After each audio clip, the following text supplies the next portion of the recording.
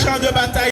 La finale de la deuxième édition du tournoi Ochomari Fanou Moumouni OFM a eu lieu à Dassazoumé au quartier latin sur le terrain de l'église protestante méthodiste. Parrainée par l'honorable Claude Anihiquin, cette finale a opposé l'équipe Expérience FC de Dassa à l'équipe Canon FC de Savalou. L'équipe Canon FC de Savalou remporte le trophée avec un score de 1-0. Le représentant de l'honorable Claude Anihiquin, Georges Pokamen, remercie les participants et les invite à maintenir le cap pour des victoires plus grande. La finale du tournoi OFM a opposé deux équipes, dont une de ça et l'autre de Savalou. Je voudrais remercier l'honorable Claude Anihiquin. S'il y a une médaille à décerner, ça ne peut qu'être la médaille d'or. Je le remercie pour tout ce qu'il fait pour la jeunesse des collines. Pour le tournoi, il faut reconnaître que c'est un tournoi de haut niveau, un tournoi relevé.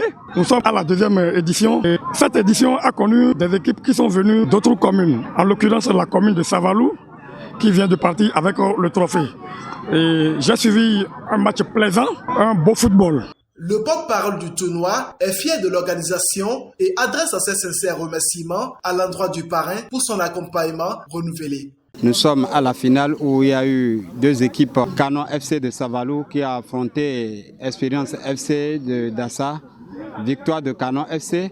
Nous remercions Claude Anihiquin qui a accepté de nous parrainer. Félicitations aux deux équipes qui ont fait preuve de fair play, qui ont fait preuve de technicité sur le terrain. Et nous souhaiterions que l'année prochaine, que ces deux équipes nous reviennent pour rehausser le niveau du tournoi. Plusieurs prix sont offerts aux joueurs pour les accompagner. Il s'agit d'un maillot, d'un trophée et d'une enveloppe financière. Le capitaine de l'équipe victorieuse Canon FC de Savalou exprime sa joie pour le trophée. Le jeu a été plaisant et c'est à notre actif puisqu'on a remporté le trophée. L'équipe adverse n'a pas démérité non plus. Il tient un coup de chapeau. Le capitaine de l'équipe adverse remercie le parrain Claude Anihiquin et invite ses collègues à redoubler d'efforts. C'est un peu triste de perdre une finale. Ce n'est pas facile. On était venu pour gagner, mais finalement, c'est le football. Il doit avoir un gagnant et un perdant. Beaucoup de courage et reprendre encore le travail pour la saison prochaine. Bienvenue à Fora, félicite ses joueurs malgré la défaite et tire un coup de chapeau au parrain. Le jeu a été très intéressant, l'équipe adverse aussi était techniquement en place. Nous sommes vaincus, nous allons reprendre les choses en main prochainement.